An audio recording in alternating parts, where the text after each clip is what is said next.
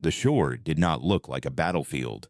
That was the first thing Sarah noticed when the transport set her down on the ridge above it. How ordinary the coastline was, how the gray water rolled in and pulled back with the same patient indifference it had always had. The Veth had not poisoned the sea. They had no need to.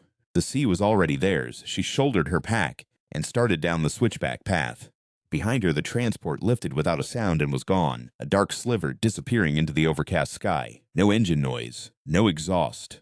Just the clean whisper of displacement fields and the faint ionic smell they left in the air like a memory of rain. Clean, they called it. The approved word. Clean energy, clean cities, clean transport. The Veth had gifted humanity a clean world, and they expected gratitude for every breath of it. Sarah was 19 years old, and she had never once been grateful. The beach was a 3-kilometer walk from the ridge. She went carefully, keeping to the rocks the way Oleg had shown her before his last dive. She thought about Oleg a lot on descents like this one, the angle of his shoulders when he was afraid, the way he'd always paused at the waterline to roll a sleeve and smell the air, a habit so old she'd never thought to ask him where it came from. He'd been 23 when the Veth compliance officers found his cache. 23 was very young to become a cautionary example. The resistance didn't have a name that translated well into the Veth phonemic register. The Veth called them burners. The resistance had begun to call themselves that too, the way people sometimes swallow the insult whole so it can't be aimed at them anymore. Burner. She turned the word over in her head as she reached the flat rock shelf at the base of the ridge. Yes, she could wear that. The Veth had come to Earth not as conquerors in the old sense, no warships, no ultimatum broadcast from orbit. They had arrived as architects. That was the word they used, and it was accurate in the way that the sharpest lies are accurate.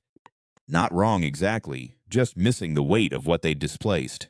18 years ago, when Sarah was still an infant, the Veth had surveilled the planet for 14 months without making contact. They had cataloged the carbon load in the atmosphere, the acidification indexes of the oceans, the deforestation patterns on 4 continents. Then they had introduced themselves to every government simultaneously. A single broadcast, a polite address in every major language, the voice perfectly modulated, the translation impeccable, and offered what they called the remediation. In exchange for full implementation of Veth energy infrastructure, they would reverse the atmospheric damage within a generation. They would provide limitless clean power from systems humans couldn't yet build or fully understand.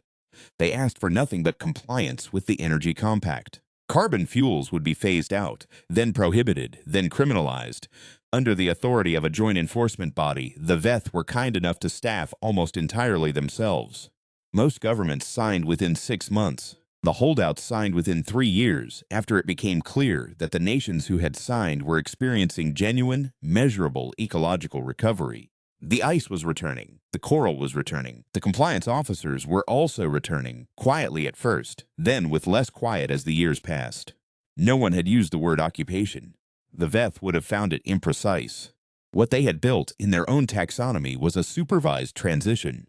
Humanity was a species in remediation, the way a river system is in remediation when ecologists fence off the banks and reroute the tributaries and declare the watershed a protected zone.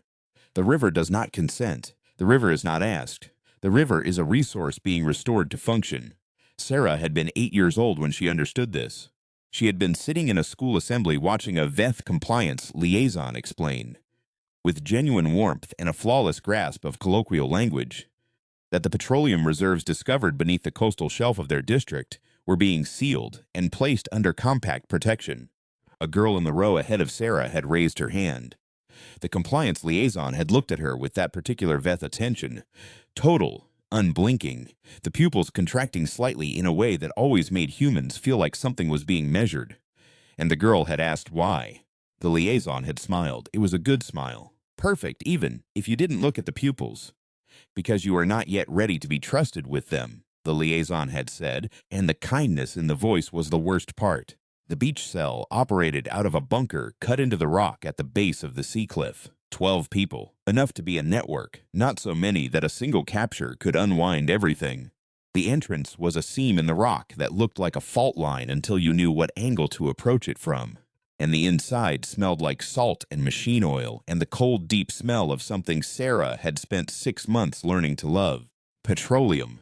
The Veth word for it was unpronounceable to most human vocal tracts, something in the mid-register that sounded like a sustained harmonic hum with a descending click at the end. The burners called it old fuel, or just the old stuff, or when they were in a certain kind of mood, blood of the world's blood.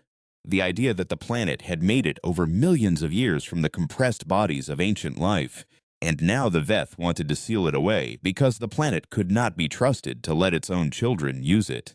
Sarah had read that somewhere in a confiscated physical text, and it had lived in her chest ever since like an ember she kept breathing on. The cell leader was a man named Cassian, who was 51 years old and had been a petroleum infrastructure engineer before the compact sealed the last refineries. He had the hands of someone who had worked with physical systems his whole life. Thick-fingered, scarred at the knuckles, always slightly dark at the creases no matter how often he washed. He greeted Sarah with a nod and a brief clasp of her forearm the way the old engineers did, grip to grip. You made the transit clean, ridge to shore. No aerial surveillance I could identify. I watched for the third-eye drones. Didn't spot any. Doesn't mean they weren't there. Doesn't mean they were. He almost smiled. You sound like Oleg. That landed somewhere between compliment and wound, and she let it sit without answering. The cell was in preparation for what they called a pour. Their word for the act of introducing petroleum into a controlled release point, usually a coastal inlet, where the ocean current would carry it to the dispersal grid the burners maintained along 300 kilometers of coastline. The chemistry was Cassian's domain, worked out over years in the margins of old engineering manuals. It was not about contamination.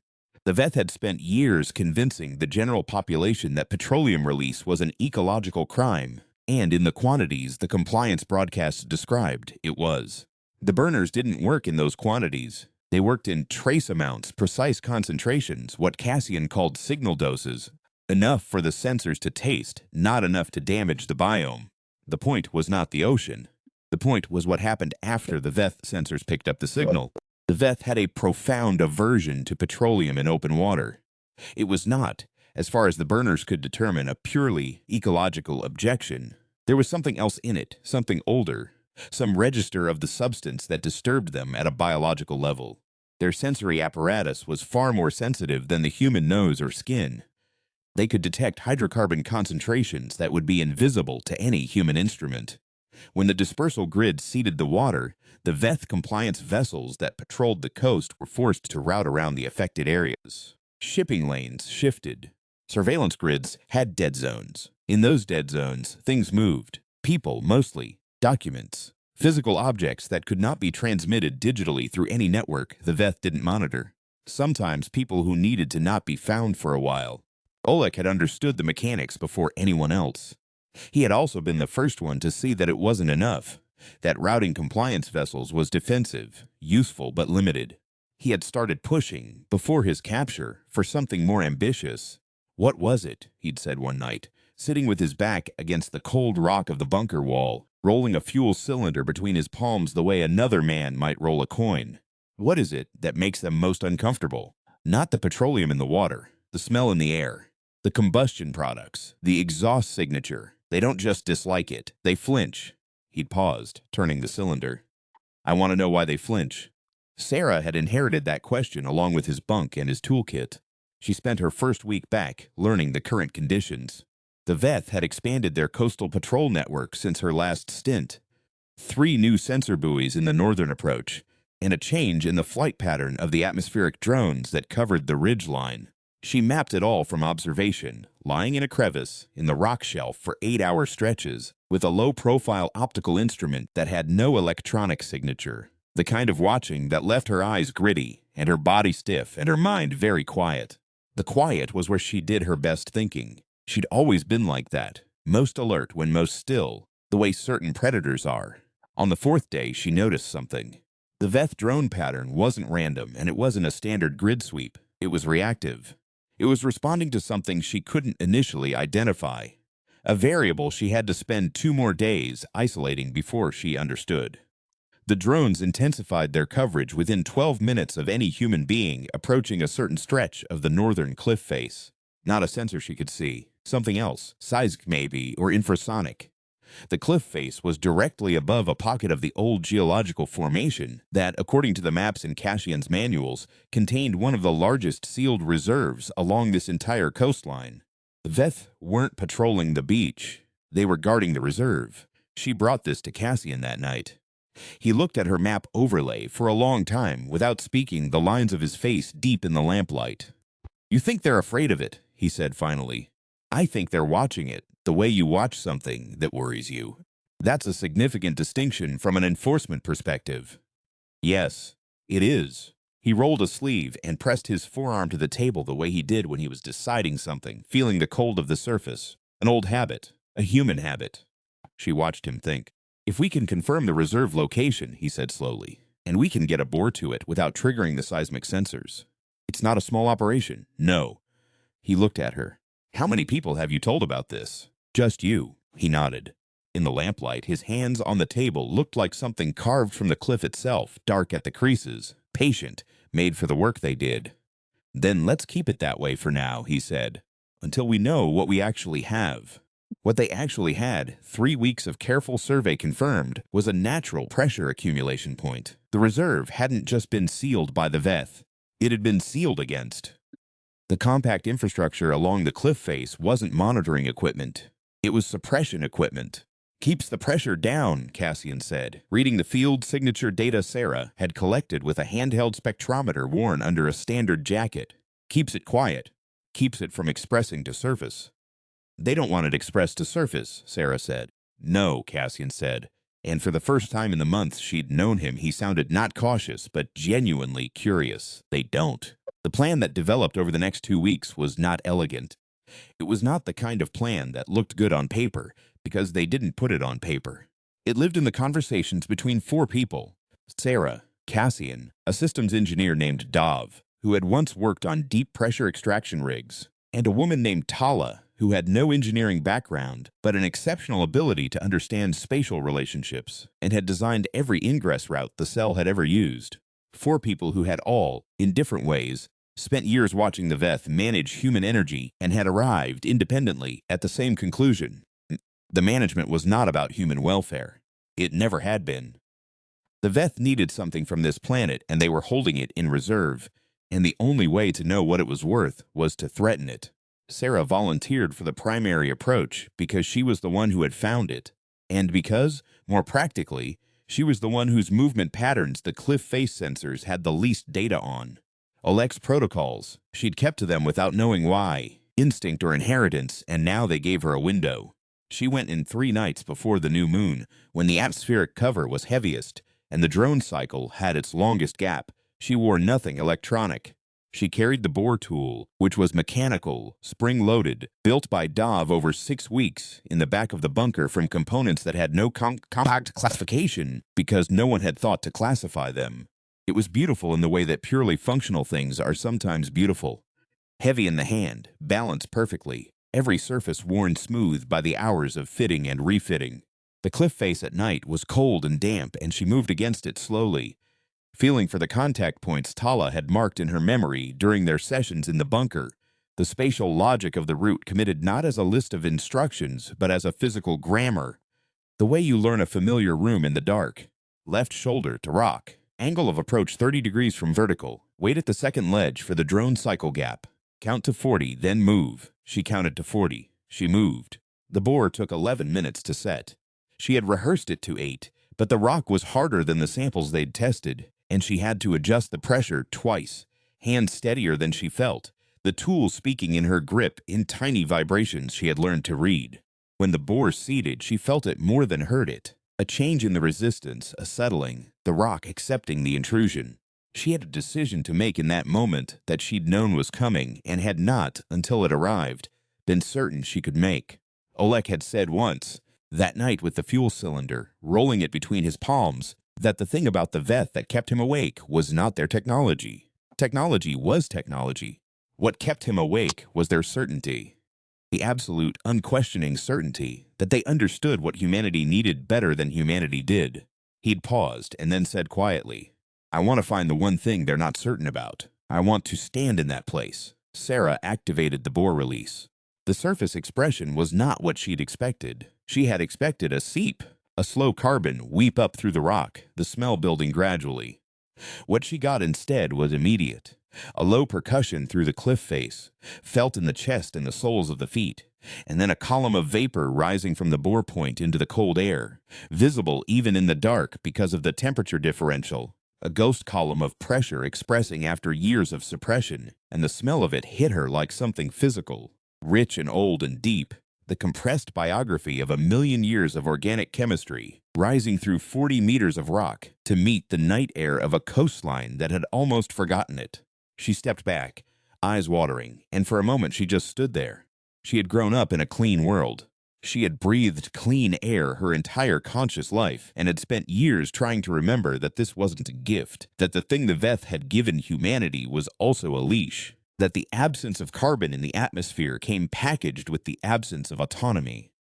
But you can know a thing entirely and still be ambushed by the physical reality of it.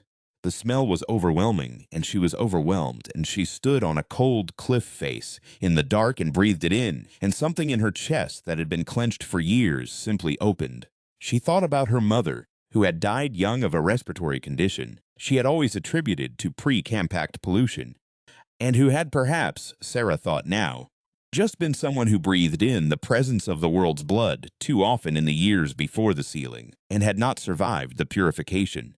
She thought about Oleg, who had asked the right question and paid for it, and whose answer she was standing inside right now. She thought about the girl in the school assembly who had raised her hand and asked why, and about the smile that had answered her. And she took one more breath of the ancient dark air, and then she activated the signal patch and started the timer. 12 minutes to the drone cycle. She went back down the cliff the way she'd come, not running, moving in the careful grammar Tala had given her, and behind her the vapor column continued to rise. The Veth response was not 12 minutes, it was 4.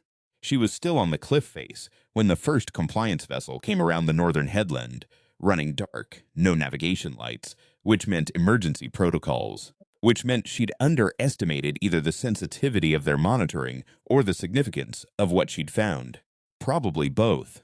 The vessel moved with the particular purposefulness that the Veth showed when they were alarmed, which was not the purposeful movement of something that had trained for emergencies, but the purposeful movement of something for which emergency was deeply unwelcome. The movement of an entity accustomed to control, encountering the edges of it. She pressed flat against the rock and did not breathe. The vessel passed below her. She could see the figures on the deck. 3 Veth compliance officers in environment suits, their sensory organs covered, which meant the smell had reached them at range, and they were protecting themselves from it. They were looking at the cliff face. One of them was holding an instrument she didn't recognize. Another was speaking rapidly in the Veth register, the sustained harmonic hum of their language carrying over the water in a way she'd never been close enough to hear clearly before. A sound that was genuinely unlike anything the human vocal tract could produce. Layered, resonant, unsettling in a way she couldn't rationalize, but also, she registered this with some surprise, audibly strained. The officer speaking was not calm. The Veth were afraid of what was coming out of that cliff. Not environmentally afraid, in the way she'd theorized, physically afraid. Flinching afraid. Oleg had been right, and she was standing in the proof of it, flat against a cold rock face with 3 Veth compliance officers 15 meters below her, and their voices pitched in frequencies that her human ears were translating as urgency and something else, something older, an avoidance response that wasn't trained or institutional, but biological. Whatever was in that reserve, whatever had accumulated there over geological time, the Veth had a deep, hardwired species-level need to keep it contained. Humanity had just unplugged the drain. She reached the bunker at midnight. Cassian was awake, waiting, and when she came through the entrance, he read her face before she could speak and said, "How bad?" 4 minutes to response. Not 12, he absorbed that. So the reserve is more significant than we estimated. Their officers were in environment suits at that distance. They were covering their sensors. Long pause. Then, that's not a standard petroleum response protocol. No, it's not. Dav was awake too, sitting at the back wall, and Tala. The 4 of them in the cold bunker light, and outside the cliff face was still expressing, and the Veth vessel was still circling, and the compliance network was somewhere above and out of sight, responding to something they had not accounted for in their response protocols because they had not. in 18 years of supervised transition, ever faced a situation where the thing they were suppressing expressed itself. Cassian said. What did it smell like? It was not really a question. He was a petroleum engineer. He knew what it smelled like. He was asking something else, Sarah said, like the world before they got here. The Veth reopened negotiations the following morning. Not with the cell. They didn't know about the cell. Or at least they didn't acknowledge knowing about it, which in Veth diplomatic practice meant the same thing. They reopened negotiations with the Regional Compliance Authority, which was the human-staffed body that administered the compact locally, and which had until that morning been considered a fully cooperative partner in the transition framework. The offer they put on the table was not what anyone expected. It was not additional enforcement. It was not punitive. It was a partial revision of the compact's extraction prohibition, a narrow, carefully worded concession allowing limited human-supervised access to sealed coastal reserves under joint monitoring protocols. The Compliance Authority didn't know what to do with it. The burners, who had a contact inside the Compliance Authority who was not yet a burner but was moving in that direction, heard about it within hours. Cassian read the terms twice and then set the document down on the bunker table and put his scarred hands flat on it and stood there for a moment. They're buying us off, he said. Or they're afraid, Dov said. Both, Tala said, both at the same time. That's how you know you've found something real.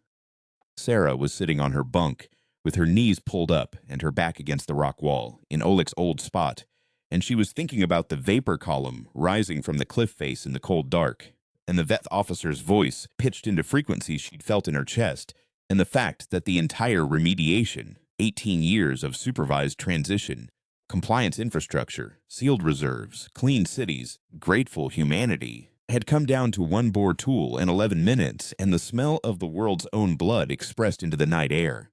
The Veth were not afraid of petroleum in the ocean. They were not protecting the ecosystem. They had come here for this.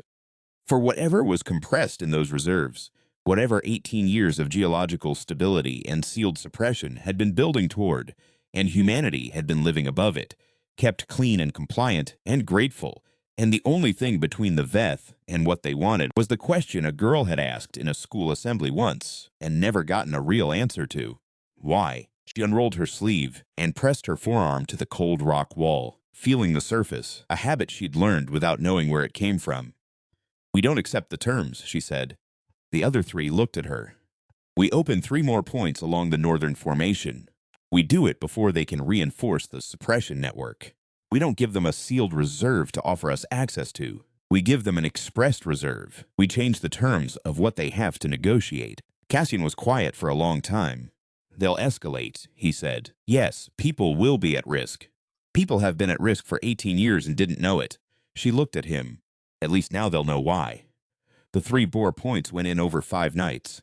Dov designed a distributed set so that no single point created an event large enough to trigger the emergency response protocols individually. Together they would, but by the time the network integrated the data, they would all be complete, and the cliff face would be expressing at 3 locations simultaneously. The vapor columns visible from any aircraft crossing the coast, the hydrocarbon signature blanketing the sensor grid in a fog so thick that the compliance network's dead zones would overlap and become a single dead zone stretching 11 kilometers along the shoreline. In that dead zone, things moved, not just people this time, documents. The original survey data from the Veth's 14 months of pre-contact surveillance, which a burner in the compliance archive had been sitting on for 9 years, waiting for the right moment to copy and release. The pressure accumulation data from the reserve system, which made clear, in Veth technical notation, what kind of substance was building under the coastal shelf, and what its projected surface expression volume would be, and why 18 years of suppression had been a matter of urgency. A correspondence file between 2 Veth administrative bodies that had been translated by a human linguist working at the Compliance Authority for years, who had said nothing because saying nothing had seemed safer, and who had finally, when the vapor columns appeared above the cliff face and the Veth compliance vessels appeared below it, decided that safe was not the priority anymore. The correspondence described the reserves in terms the Veth used for what a human translator rendered, imperfectly but usefully, as substrate fuel. Not petroleum in the human industrial sense, but something the Veth used for a biological process that the translation didn't fully clarify, but that the context made reasonably clear was not optional for them. Not energy infrastructure. Metabolic necessity. The Veth had come to Earth because they needed what was in the ground. The remediation had been 18 years of environmental preparation, cleaning the atmospheric buffer, reducing surface carbon load, stabilizing the coastal geology, so that when they harvested, they would be harvesting from a system in optimal condition. Humanity had been the caretakers. Humanity had been maintaining the garden. Humanity had not been asked. The documents reached 600 people in the first 12 hours. 600 became 6,000 within 2 days. Through channels the Veth surveillance network couldn't fully cover because the dead zone along the coast was generating interference that their monitoring systems hadn't been calibrated to handle. They had calibrated them for surface expression events that were local and brief and sealed. They had not calibrated them for an 11-kilometer sustained fog because they had not in 18 years ever considered the possibility. Cassian said once that the thing about human beings that the Veth had fundamentally miscalculated was duration. They had looked at a species that had destroyed its own atmosphere and seen short-term thinking, impulsive resource consumption, civilizational self-destruction, and concluded that control was kindness. They had not understood that the capacity for impulsive destruction and the capacity for sustained stubbornness came from the same place, the same unwillingness to accept the terms you've been given, the same refusal to stop pulling at the thing that doesn't make sense even when every practical signal says leave it alone. The girl in the school assembly, Oleg with his fuel cylinder, Cassian with his maintenance manuals, Sarah on a cold cliff face in the dark, counting to 40, all of them doing the same thing, really. Asking why, refusing to stop. The compliance authorities suspended the compact negotiation talks 48 hours after the document release. Not because they had been persuaded by the documents. The authority was cautious, institutional, genuinely uncertain whether the translation was accurate or the claims supportable. They suspended because the pressure from below them had changed overnight. And they were, finally, representatives of the people they administered, and the people had questions they couldn't ignore. The Veth requested a direct dialogue session with the human parties. It was the first time they had used the word dialogue rather than consultation. Cassian noted this when the cell heard about it, sitting in the bunker with the lamp burning. All 12 of them now, the whole cell crowded into the space because it was the right moment to be together. Dialogue, Dov said, with a kind of dry pleasure, not consultation. They're recalibrating their framing, Tala said. They're afraid, Cassian said. Let's not dress it up. Sarah was quiet. She was thinking about Oleg again, about the question he'd asked and the price he'd paid for asking it, and about the fact that he would have liked this moment. Not the fear on the Veth side, not the victory of it, but the specific quality of the uncertainty in the room right now. The genuine unknown of what happened next. Oleg had been comfortable with unknowns in a way that had always made her slightly envious. He carried them the way you carry a good tool, useful weight, something that proved you were working on something real. She understood it better now. The unknown was the proof that the question mattered. She rolled her sleeve and pressed her forearm to the bunker wall, feeling the cold, and then she stood up. I want to be at the dialogue session, she said. The room looked at her. Not as a representative. I know we're not organized enough for formal representation yet. As an observer. As someone who can be in the room and see their faces when the questions get asked. Cassian said, Why you specifically? Because I've seen them afraid already. I know what it looks like on them. I want to see if it looks the same in a negotiating context or if they can manage it better. That's information. He considered this for a long moment. Then he said, You'll need a cover identity with the compliance authority. I know someone who can arrange it. The linguist? She hadn't told him about the linguist. She absorbed that the cell's information was better than she'd tracked, and nodded. Cassian nodded back. Grip to grip, he clasped her forearm once. Not ceremony. Just acknowledgement. Yes, this is real. We are here. This is the work. Come back with what you see, he said. The dialogue session was held in the Compliance Authority's Coastal Administrative Building, a low-glass structure that sat between the city and the shore, and caught the gray light of the overcast and threw it back in a way that managed to feel neutral and official at the same time. Sarah sat in the observer gallery with 11 other people most of them compliance authority staff, none of them knowing who she was, and looked down at the main table where 3 Veth administrative delegates sat across from 5 human compliance representatives. The Veth were in formal configuration, the posture they used for significant engagement, upright, sensory organs uncovered, their neutral melanin patterns visible, rather than the territorial darkening she'd seen in the compliance officers on the vessel that night. They looked controlled, they looked composed. She watched their eyes. The dialogue opened with the human side presenting the documents, laid out formally, with the translation sourced and the translator's credentials established, not as an accusation, but as a request for clarification.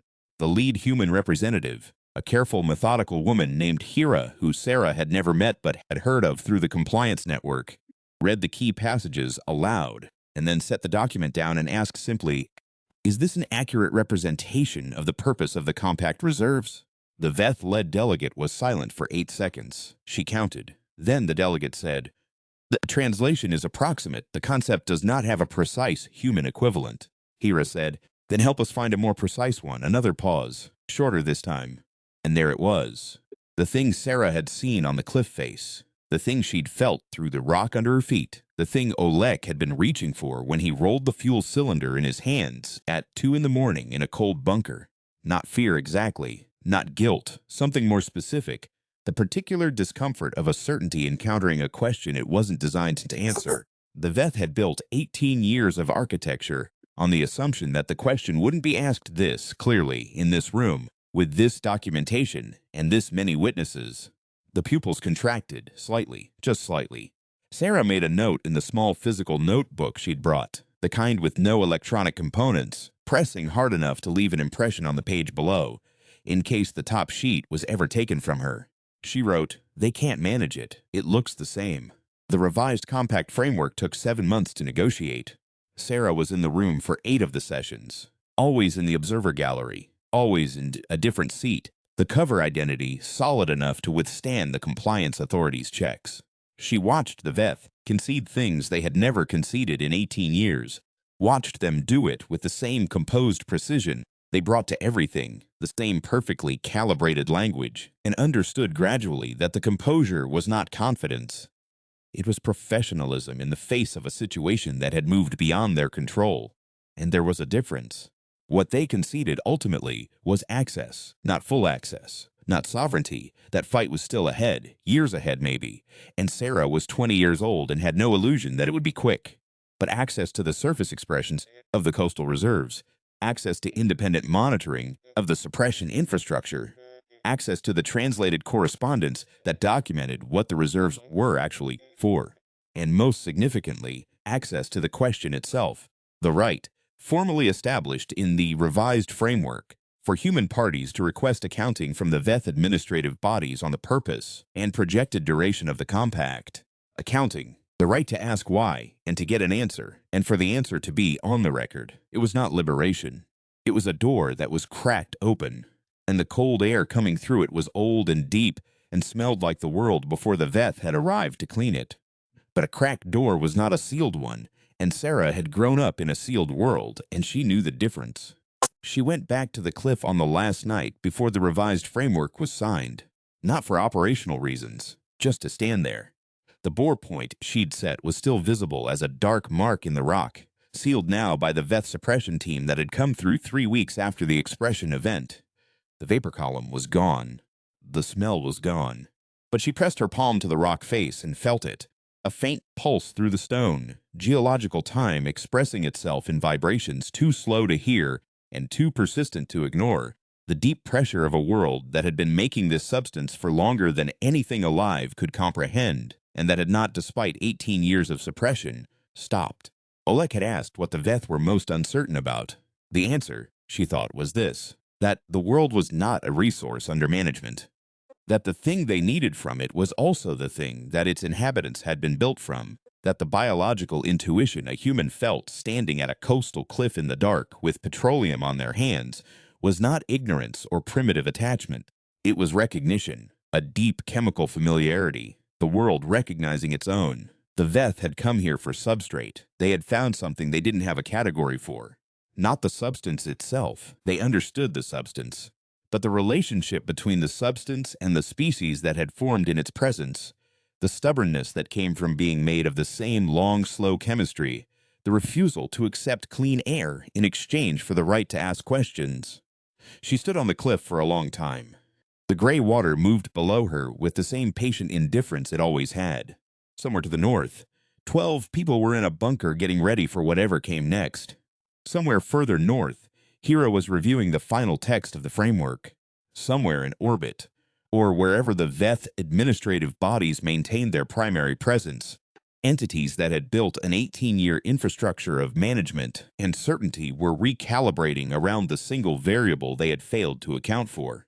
The sea rolled in and pulled back, cold and old, and full of what the world had put there. Sarah pulled her jacket tighter and started back up the cliff. She was 20 years old. The door was cracked open. The air coming through it smelled like the question Oleg had asked, and she was breathing it in, and she was not grateful. She was ready.